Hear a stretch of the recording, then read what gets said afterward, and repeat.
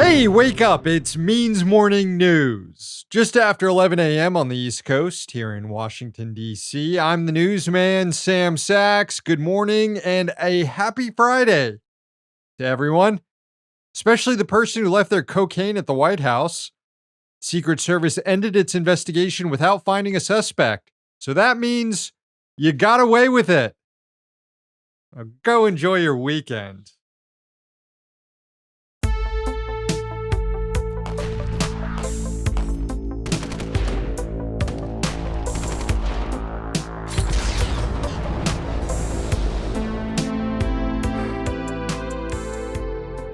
And we begin at the Pentagon, which confirmed Thursday night that the first batch of highly controversial U.S.-made cluster munitions has arrived in Ukraine. In response to President Biden's decision to provide such weaponry, a group of Democrats in the House introduced an amendment to the National Defense Authorization Act, or NDAA, that would ban future transfer of cluster munitions not just to Ukraine, but to any country in the world. And then the Republican majority in the House killed it. The measure was introduced by Reps Sarah Jacobs and Ilhan Omar. On Thursday, Common Dreams reported that the House Rules Committee blocked the amendment from being considered on the floor.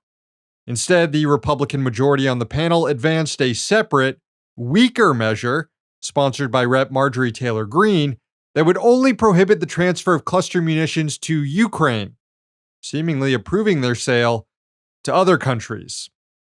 Here was Democratic Rep Jim McGovern during that Rules Committee hearing, dismayed over what was happening. But it is not just about Ukraine. It is about,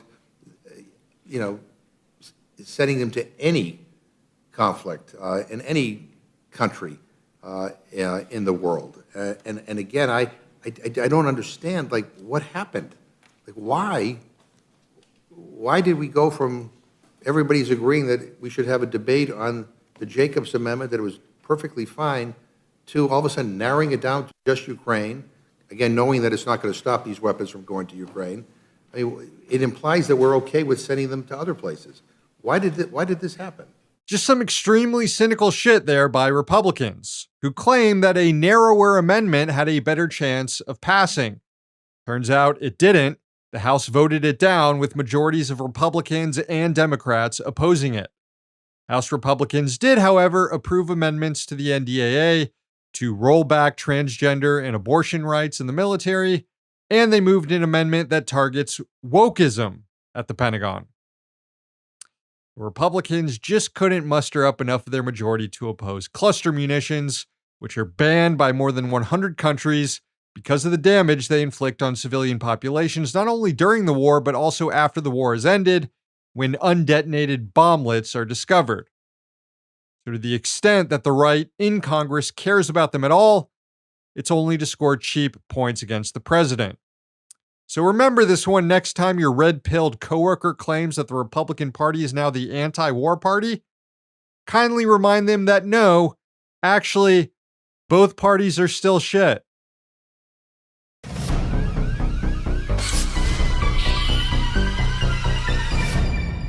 Homes in Florida are becoming increasingly uninsurable due to man-made global warming. Farmers Insurance Company announced it would no longer offer home and auto policies in the Sunshine State, citing the need to manage its risk exposure. It's the fourth major insurance company to pull out of Florida in just the last year. As many as 100,000 policyholders in the state could be affected. Farmers also announced earlier this month that it would limit its business operations in California due to exposure to wildfire risks, joining Allstate and State Farm in reducing presence in California. The group Public Citizen criticized both Farmers Insurance and state regulators for precipitating this crisis. It noted that the insurance companies continue to underwrite the fossil fuel industry. Farmers Insurance itself has investments in oil and gas companies, and its parent company, Zurich, is one of the top insurers of fossil fuel extraction activities. Carly Fabian, the insurance policy advocate with Public Citizen's climate program, said, quote, Insurers pulling out of vulnerable markets continue to prioritize fossil fuels over homeowners and auto insurance policyholders, creating a crisis. This is reckless behavior by an industry that the public will be increasingly reliant on as the climate crisis intensifies. Regulators must push insurers to mitigate climate-related risks by reducing the industry's financing and insurance of the fossil fuel industry. A report in 2018 by Consumer Watchdog found that the top 10 U.S. insurance companies have over $50 billion invested in fossil fuels. So basically, whatever profits insurance companies are missing out on by closing up shop in states like California and Florida, they're recouping by investing in fossil fuel companies whose activities are making it impossible to sell insurance in states like California and Florida.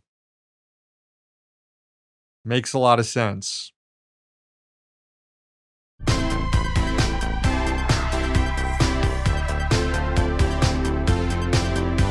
Capitol's favorite Democratic senator is now on a mission to sink President Biden's nominee to head the Labor Department.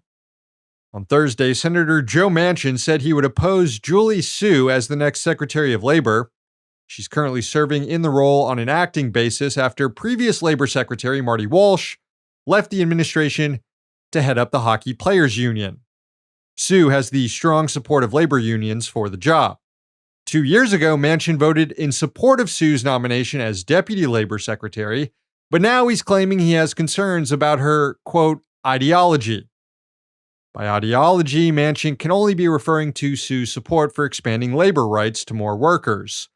She's become a target of the business lobby because of her prior support for ensuring that independent contractors can unionize and ensuring that corporations are held accountable for labor law violations by franchise owners.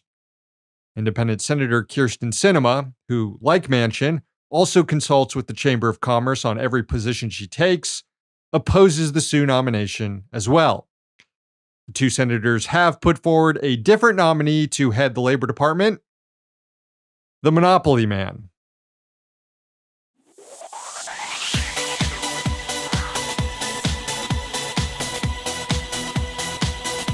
One of the major news wire services in the world, the Associated Press, just announced a partnership with OpenAI, the maker of ChatGPT, or what the kids refer to as the homework machine, because it does your homework.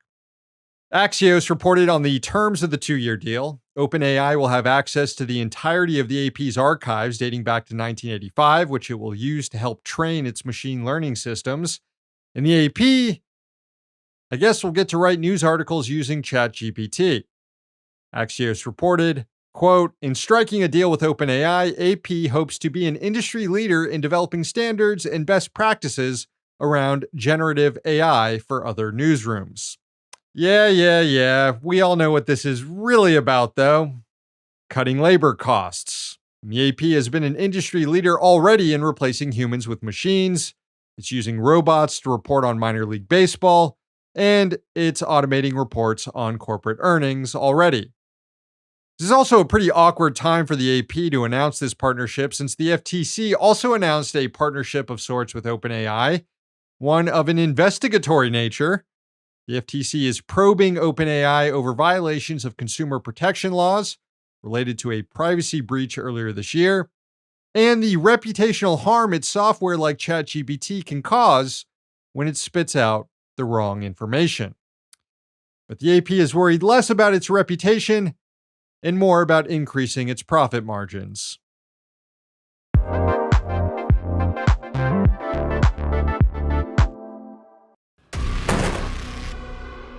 They can ignore one of us, two of us, or some of us, but they cannot ignore all of us. These are our demands, and we're not leaving until these demands are met. Police entered the forest prepared to kill people. Yeah, he was just running, then they just start shooting. It's a lot of lies, it's a lot of deception, it's a lot of look this way, don't look over here at the nasty truth. What did you all come here to do?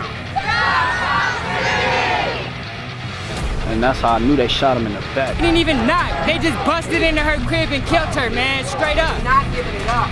We're not giving it up. We're not giving it up.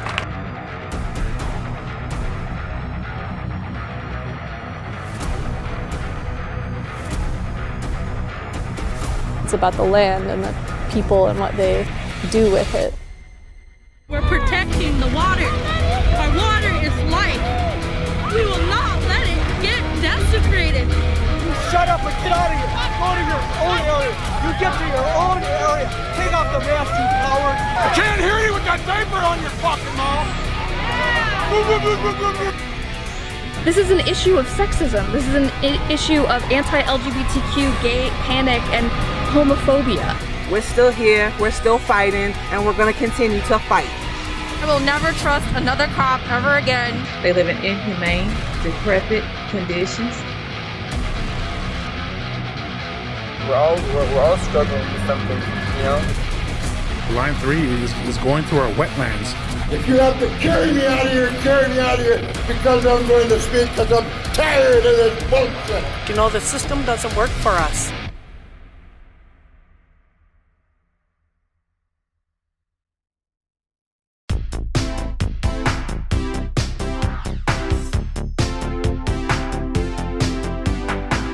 Hey, look at that. It's time for this week's Rich Dick.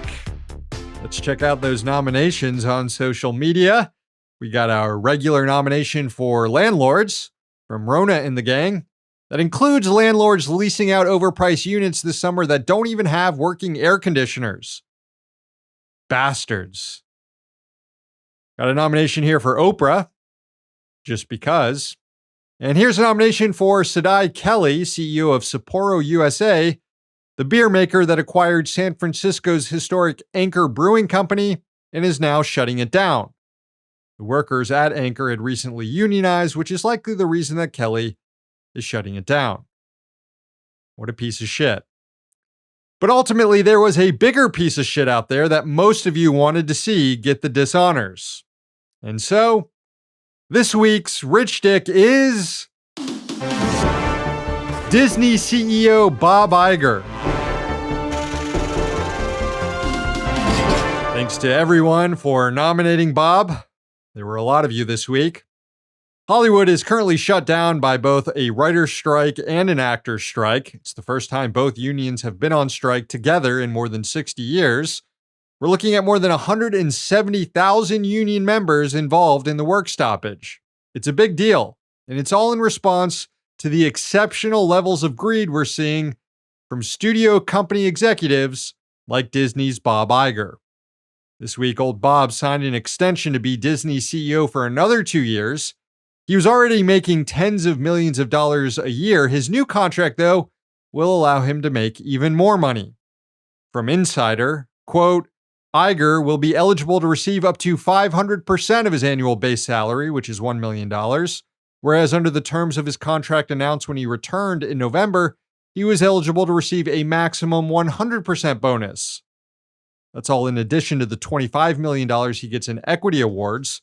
So before, his total annual compensation could have reached a maximum of $27 million per year. Now it stands to potentially be several million more. Well, ain't that good for Bob? It's also fantastic bulletin board material for the writers and actors guilds, especially when Iger goes on TV and lectures them about unrealistic compensation demands, which he did. Well, I think it's very disturbing to me.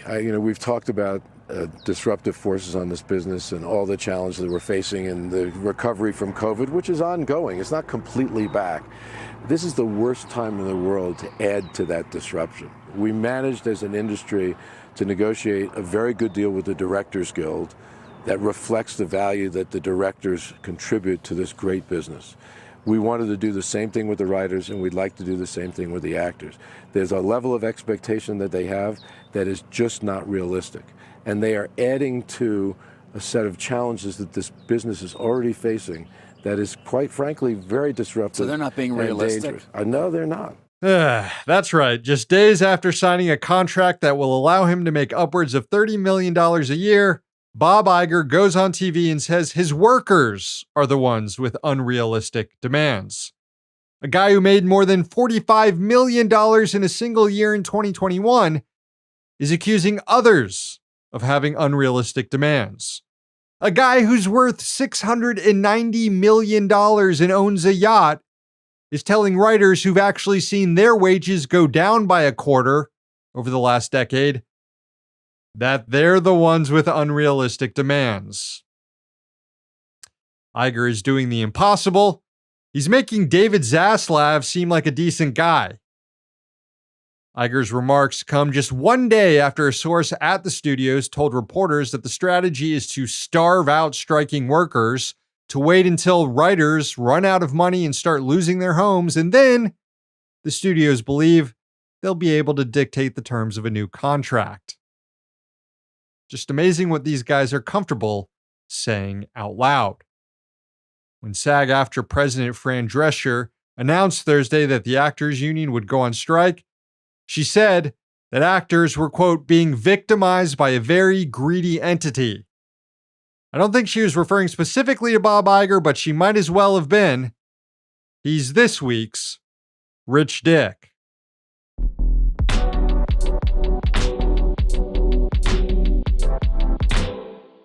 All right, friends, we leave you this morning with a sunrise from Oklahoma. It was sent in by Zach in Oklahoma City. Enjoy.